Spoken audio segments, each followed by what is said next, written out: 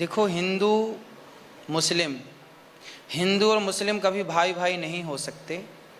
भाई भाई कौन हो सकता है? और आज न जाने मुसलमानों से इतनी नफरत क्यों है। एक बड़ा सवाल मैं आप तमाम लोगों से पूछना चाहता हूं कि आखिरकार मुसलमानों से इतनी नफरत उन तमाम नफरती लोगों को क्यों है। मैं आपको आज एक ऐसी मिसाल से समझाने की कोशिश कर रहा हूं, और यह मिसाल नहीं बल्कि एक सच्ची घटना है। कहां की घटना है, आप वीडियो देखेंगे तो वीडियो के अंदर पूरा खुलासा मैं आप लोगों के साथ शेयर करने जा रहा हूं। मैं बता दूं आप लोगों को कि अगर कोई व्यक्ति शांतिपूर्ण रूप से नमाज कहीं एक किनारे होकर अदा कर रहा है तो उससे आपसी सौहार्द बिगाड़ने का बड़ा इल्जाम लगता है साहब।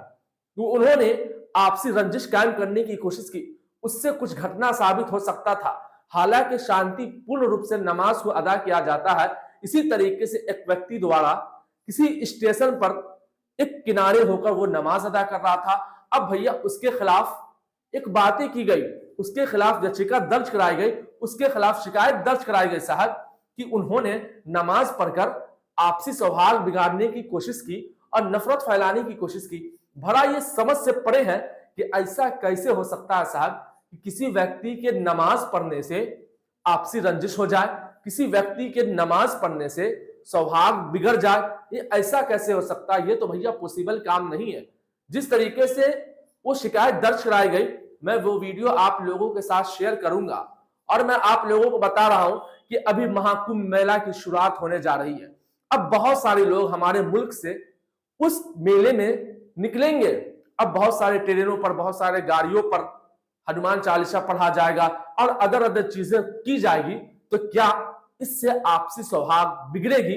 और कोई मुसलमान ऐसा करेगा, जाकर शिकायत दर्ज कराएगा कि भैया देखिए हनुमान चालीसा पढ़ रहा था, इसको देखकर मेरा आपसी सौहार्द बिगड़ने की खतरा है, इसको देखकर मुझे नफरत हो रही है। कोई ऐसा मुसलमान कोई शिकायत दर्ज कराएगा? तो इसका जवाब होगा साहब नहीं। मैं इस पर बाद में बात करूंगा, लेकिन मैं आपको बता दूं अभी तक तो बड़े बड़े नेता ऐसा कर रहे थे, साधु संत जो अपने आप को बता रहे थे वो भी कर रहे थे। लेकिन अनुरुद्ध आचार्य ये भी एक बड़ा फेमस साधु संत के गिनती में आते हैं। अब इन्होंने भी मुसलमानों के खिलाफ जहर उगलने का काम किया। हत्ता कि इन्होंने इतना यहां तक के कह डाला कि भैया हिंदू मुसलमान कभी भाई भाई हो ही नहीं सकते। मैं वो वीडियो आप लोगों के साथ आगे वीडियो शेयर करूंगा। इस तरीके का मामला आखिरकार क्यों, और इतनी नफरतें मुसलमानों से क्यों, और इतना नफरत क्यों फैलाया जा रहा मुसलमानों के खिलाफ? क्या मुसलमान का ये देश नहीं, या मुसलमान का ये मुल्क नहीं? ये पूछता है भारत का मुसलमान। जितनी यहां आजादी में मुसलमानों ने अपनी जान को कुर्बान किया, भैया सोचना पड़ेगा। तमाम लोगों ने मिलकर जंग आजादी में जंगे लड़ी, अपने आप को कुर्बान किया, तब ये हमारा मुल्क अंग्रेजों के चंगुल से आजाद हुआ था साहब। अब ऐसा लगता, मगर ऐसा नहीं होना चाहिए साहब। मैं पहले आप लोगों को वो वीडियो दिखा दूं जिस तरीके से शिकायत दर्ज कराई गई, वो आपके स्क्रीन पर। नमस्कार। आज जायज स्टेशन पर अल्पसंख्यक समुदाय के एक व्यक्ति द्वारा स्टेशन पर खुले में नमाज पढ़ी गई, जो कि कहीं से भी सही नहीं है।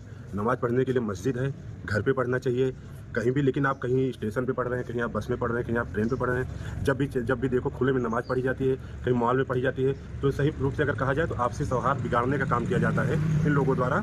सही है, आप नमाज पढ़िए, नमाज पढ़ने से कौन रोकता है? आप मस्जिद बनाई गई उसके लिए, आप घर में पढ़िए ना। लेकिन आप जब देखिए खुले में पढ़ते हैं, उसके बाद कहते हैं कि हमें उल्टा सीधा बोला जाता है, हमारे ऊपर उंगलियां उठाई जाती हैं। हम लोग तो खुले में कोई काम नहीं करते हैं। तो हम तो चाहते हैं ना कि जायज पुलिस से, अमेठी पुलिस से हम चाहते हैं कि ऐसे लोगों के ऊपर कार्रवाई होनी चाहिए, कृत कार्रवाई होनी चाहिए, जैसे कि आगे चल के ऐसा कोई काम ना करें जिससे आपसी सौहार्द बिगड़े। हम अमेठी पुलिस से ये अपील करते हैं कि इनके ऊपर कृत कार्रवाई होनी चाहिए जो जायज स्टेशन पर खुले में नमाज पढ़ रहे हैं। तो आप लोगों ने वीडियो देख लिया, कुछ पूरा मामला इस तरीके का निकल कर सामने आया, और ये साहब ये पूरा मामला बीजेपी के कुछ लोगों तक गया। तो वहां पर भैया शिकायत दर्ज कराते हुए नजर आ रहे हैं। अब आप लोग इस पूरे मुद्दे के बारे में जो मैंने वीडियो दिखाए, इस पर क्या राय रखते हैं? आप अपनी राय जरूर हमें कमेंट बॉक्स में दीजिएगा। अब दूसरी खबर की तरफ चलूं तो जिस तरीके से अनुरुद्ध आचार्य ने जो बात कही, थोड़ा सा क्लिप मैं आप लोगों को सुना देता हूं। आप उस वीडियो से अंदाजा लगा सकते हैं, उस क्लिप से अंदाजा लगा सकते हैं कि आखिरकार मुसलमानों से इतना नफरत क्यों, और इतना नफरत मुसलमानों के खिलाफ क्यों परोसा जा रहा है, जो आपके स्क्रीन पर। देखो, हिंदू और मुस्लिम कभी भाई भाई नहीं हो सकते। भाई भाई कौन हो सकता है?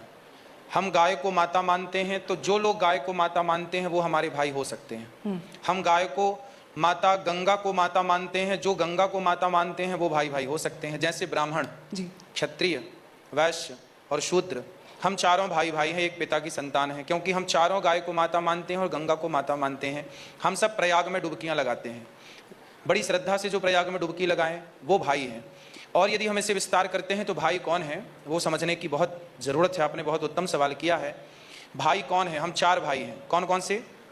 हम सनातनी हिंदू, दूसरा हमारा भाई है सिख जी, तीसरे हमारे भाई है जैन और चौथे हमारे भाई हैं बौद्ध। तो आप लोगों ने देख लिया, पूरा मामला कुछ इस तरीके का निकलकर सामने आ रहा। अनुराधाचार्य एक तरफ नफरत फैलाने का काम कर रहे हैं, तो वहीं दूसरी तरफ कश्मीर में मुसलमान हमारे गैर मुस्लिम भाइयों को रहने के लिए जगह दे रहे हैं। यहाँ तक के मस्जिदों में उन लोगों को रुकवाया और उन लोगों को तमाम सहूलत दस्तयाब करवाई कि अब भैया आराम से रहे। और अब यहाँ साहब नफरत परोसने का काम किया जा रहा है, और जिसके खिलाफ नफरत परोसा जा रहा है वो एकता और अखंडता की और भाईचारे की बात कर रहा है। वाह, बहुत अच्छा लगता है कि मुसलमान इस तरीके का काम कर रहे हैं। आप जितना भी नफरत फैला लो, लेकिन मुसलमान हमेशा भाईचारा और एकता और अखंडता की बात करता रहेगा, करता आ रहा है और इंशाअल्लाह अज़ीज ता क़यामत तक करता रहेगा। अब आप इस पूरी प्रतिक्रिया के बारे में, इस पूरी घटनाक्रम के बारे में क्या कुछ राय रखते हैं? आप अपनी राय जरूर हमें कमेंट बॉक्स में दीजिएगा और इस वीडियो को ज्यादा से ज्यादा लोगों तक जरूर शेयर करने की कोशिश कीजिएगा। अब दीजिए हमें इजाजत, फिर मिलते हैं एक नई वीडियो में नए अंदाज के साथ, नई खबर के साथ। जब तक के लिए वस्सलाम।